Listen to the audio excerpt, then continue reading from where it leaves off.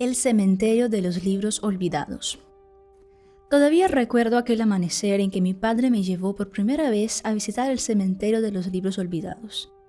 Desgranaba en los primeros días del verano de 1945 y caminábamos por las calles de una Barcelona atrapada bajo cielos de ceniza y un sol de vapor que se derramaba sobre la Rambla de Santa Mónica en una guirnalda de cobre líquido. «Daniel, lo que vas a ver hoy no se lo puedes contar a nadie», advirtió mi padre. «Ni a tu amigo Tomás. A nadie».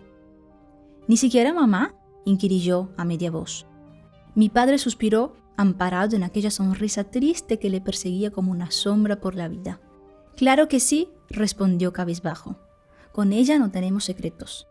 A ella puedes contárselo todo». Poco después de la guerra civil, un brote de cólera se había llevado a mi madre. La enterramos en Montjuïc el día de mi 5º cumpleaños. Solo recuerdo que llovió todo el día y toda la noche, y que cuando le pregunté a mi padre si el cielo lloraba le faltó la voz para responderme.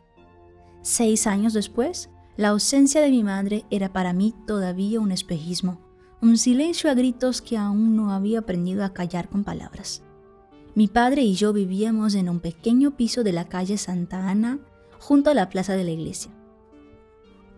El piso estaba situado justo encima de la librería especializada en ediciones de coleccionista y libros usados heredada de mi abuelo, un bazar encantado que mi padre confiaba en que algún día pasaría a mis manos.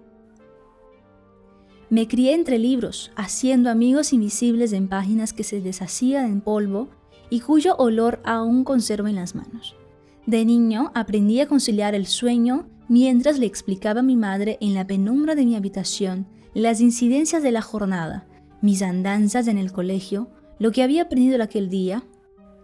No podía oír su voz o sentir su tacto, pero su luz y su calor ardían en cada rincón de aquella casa, y yo, con la fe de los que todavía pueden contar sus años con los dedos de las manos, creía que si cerraba los ojos y le hablaba, ella podría oírme desde donde estuviese. A veces, mi padre me escuchaba desde el comedor y lloraba a escondidas. Recuerdo que aquel alba de junio me desperté gritando. El corazón me batía en el pecho como si el alma quisiera abrirse camino y echar a correr escaleras abajo. Mi padre acudió azorado a mi habitación y me sostuvo en sus brazos, intentando calmarme. «No puedo acordarme de su cara. No puedo acordarme de la cara de mamá», murmuré sin aliento. Mi padre me abrazó con fuerza. «No te preocupes, Daniel. Yo me acordaré por los dos». Nos miramos en la penumbra, buscando palabras que no existían. Aquella fue la primera vez en que me di cuenta de que mi padre envejecía y de que sus ojos, ojos de niebla y de pérdida, siempre miraban atrás.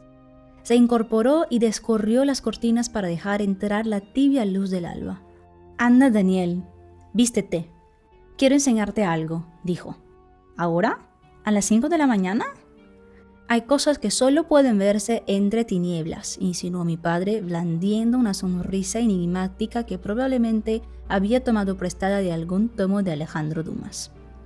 Las calles aún languidecían entre neblinas y serenos cuando salimos al portal. Las farolas de las rambas dibujaban una avenida de vapor, parpadeando al tiempo que la ciudad se desperezaba y se desprendía de su disfraz de acuarela. Al llegar a la calle Arco del Teatro, nos aventuramos camino del Raval, entonces barrio chino, bajo la arcada que prometía una bóveda de bruma azul. Seguí a mi padre a través de aquel camino angosto, más cicatriz que calle, hasta que el reluz de la Rambla se perdió a nuestras espaldas. La claridad del amanecer se filtraba desde balcones y cornisas en soplos de luz sesgada que no llegaban a rozar el suelo. Finalmente, mi padre se detuvo frente a un portón de madera labrada ennegrecido por el tiempo y la humedad. Frente a nosotros se alzaba lo que me pareció el cadáver abandonado de un palacio o un museo de ecos y sombras. «Daniel, lo que vas a ver hoy no se lo puedes contar a nadie, ni a tu amigo Tomás, a nadie». Un hombrecillo con rasgos de ave rapaz y cabellera plateada nos abrió la puerta. Su mirada aguileña se posó en mí, impenetrable. «Buenos días, Isaac. Este es mi hijo Daniel», anunció mi padre. «Pronto cumplirá 11 años y algún día él se hará cargo de la tienda. Ya tiene edad de conocer este lugar. El tal Isaque nos invitó a pasar con un leve asentimiento. Una penumbra azulada lo cubría todo, insinuando apenas trazos de una escalinata de mármol y una galería de frescos poblados con figuras de ángeles y criaturas fabulosas. Seguimos al guardián a través de aquel corredor palaciego y llegamos a una gran sala circular donde una auténtica basílica de tinieblas yacía bajo una cúpula acuchillada por haces de luz que pendían desde lo alto. Un laberinto de corredores y estanterías repletas de libros ascendía desde la base hasta la cúspide, dibujando una colmena tramada de túneles, escalinatas, plataformas y puentes que dejaban adivinar una gigantesca biblioteca de geometría imposible. Miré a mi padre, boquiabierto. Él me sonrió, guiñándome el ojo. Daniel, bienvenido al cementerio de los libros olvidados. Salpicando los pasillos y plataformas de la biblioteca se perfilaban una docena de figuras. Algunas de ellas se volvieron a saludar desde lejos y reconocí los rostros de diversos colegas de mi padre en el gremio de libreros de Viejo. A mis ojos de 10 años, aquellos individuos aparecían como una cofradía secreta de alquimistas conspirando a espaldas del mundo. Mi padre se arrodilló junto a mí y, sosteniéndome la mirada, me habló con esa voz leve de las promesas y las confidencias. Este lugar es un misterio, Daniel, un santuario. Cada libro, cada tomo que ves, tiene alma. El alma de quien lo escribió y el alma de quienes lo leyeron y vivieron y soñaron con él. Cada vez que un libro cambia de manos, cada vez que alguien desliza la mirada por sus páginas, su espíritu crece y se hace fuerte. Hace ya muchos años, cuando mi padre me trajo por primera vez aquí, este lugar ya era viejo. Quizá tan viejo como la misma ciudad. Nadie sabe a ciencia cierta desde cuándo existe o quiénes lo crearon. Te diré lo que mi padre me dijo a mí. Cuando una biblioteca desaparece, cuando una librería cierra sus puertas, cuando un libro se pierde en el olvido, los que conocemos este lugar, los guardianes, nos aseguramos de que llegue aquí. En ese lugar, los libros que ya nadie recuerda, los libros que se han perdido en el tiempo, viven para siempre, esperando llegar algún día a las manos de un nuevo lector, de un nuevo espíritu. En la tienda nosotros los vendemos y los compramos, pero en realidad los libros no tienen dueño. Cada libro que ves aquí ha sido el mejor amigo de alguien. Ahora solo nos tienen a nosotros, Daniel. ¿Crees que vas a poder guardar ese secreto? Mi mirada se perdió en la inmensidad de aquel lugar, en su luz encantada. Asentí y mi padre sonrió. ¿Y sabes lo mejor?, preguntó. Negué en silencio. La costumbre es que la primera vez que alguien visite este lugar tiene que escoger un libro, el que prefiera, y adoptarlo, asegurándose de que nunca desaparezca, de que siempre permanezca vivo. Es una promesa muy importante. De por vida, explicó mi padre. Hoy es tu turno. Por espacio de casi media hora deambulé entre los entresijos de aquel laberinto que olía a papel viejo, a polvo y a magia. Dejé que mi mano rozase las avenidas de lomos expuestos, tentando mi elección. Atisbé, entre los tíbulos desdibujados por el tiempo, palabras en lenguas que reconocía y decenas de otras que era incapaz de catalogar. Recorrí pasillos y galerías en espiral pobladas por cientos, miles de tomos que parecían saber más acerca de mí que yo de ellos.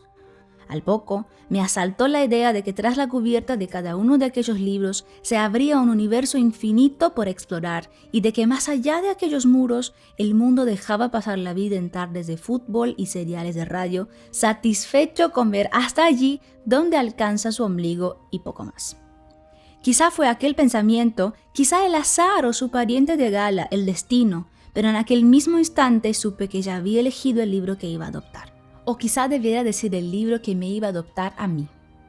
Se asomaba tímidamente en el extremo de una estantería, encuadernado en piel de color vino y susurrando su título en letras doradas que ardían a la luz que destilaba la cúpula desde lo alto. Me acerqué hasta él y acaricié las palabras con la yema de los dedos, leyendo en silencio. Jamás había oído mencionar aquel título o a su autor, pero no me importó.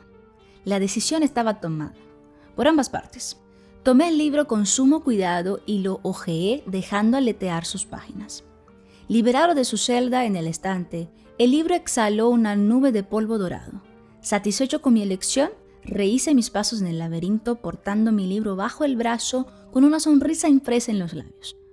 Tal vez la atmósfera hechicera de aquel lugar había podido conmigo, pero tuve la seguridad de que aquel libro había estado allí esperándome durante años, probablemente desde antes de que yo naciese. Aquella tarde, de vuelta en el piso de la calle Santa Ana, me refugié en mi habitación y decidí leer las primeras líneas de mi nuevo amigo. Antes de darme cuenta, me había caído dentro sin remedio. La novela relataba la historia de un hombre en busca de su verdadero padre, al que nunca había llegado a conocer y cuya existencia solo descubría merced a las últimas palabras que pronunciaba su madre en su lecho de muerte.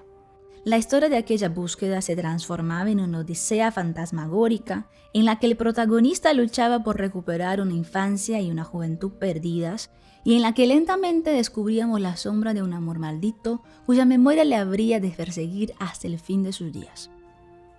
A medida que avanzaba, la estructura del relato empezó a recordarme a una de esas muñecas rusas que contienen innumerables miniaturas de sí mismas en su interior. Paso a paso, la narración se descomponía en 1000 historias, como si el relato hubiese penetrado en una galería de espejos y su identidad se encendiera en docenas de reflejos diferentes y al tiempo uno solo. Los minutos y las horas se deslizaron como un espejismo. Horas más tarde, atrapado en el relato, apenas advertí las campanadas de medianoche en la catedral repiqueteando a lo lejos. Enterrado en la luz de cobre que proyectaba el flexo, me sumergí en un mundo de imágenes y sensaciones como jamás las había conocido. Personajes que se me antojaron tan reales como el aire que respiraba me arrastraron en el túnel de aventura y misterio del que no quería escapar. Página a página me dejé envolver por el sortilegio de la historia y su mundo hasta que el aliento del amanecer acarició mi ventana y mis ojos cansados se deslizaron por la última página. Me tendí en la penumbra azulada del alba con el libro sobre el pecho y escuché el rumor de la ciudad dormida goteando sobre los tejados salpicados de púrpura. El sueño y la fatiga llamaban a mi puerta, pero me resistí a rendirme. No quería perder el hechizo de la historia ni todavía decir adiós a sus personajes. En una ocasión oí comentar a un cliente habitual en la librería de mi padre que pocas cosas marcan tanto a un lector como el primer libro que realmente se abre camino hasta su corazón. Aquellas primeras imágenes, el eco de esas palabras que creemos haber dejado atrás, nos acompañan toda la vida y esculpen un palacio en nuestra memoria al que tarde o temprano, no importa cuántos libros leamos, cuántos mundos descubramos, cuánto aprendamos o olvidemos, vamos a regresar. Para mí, esas páginas embrujadas siempre serán las que encontré entre los pasillos del cementerio de los libros olvidados.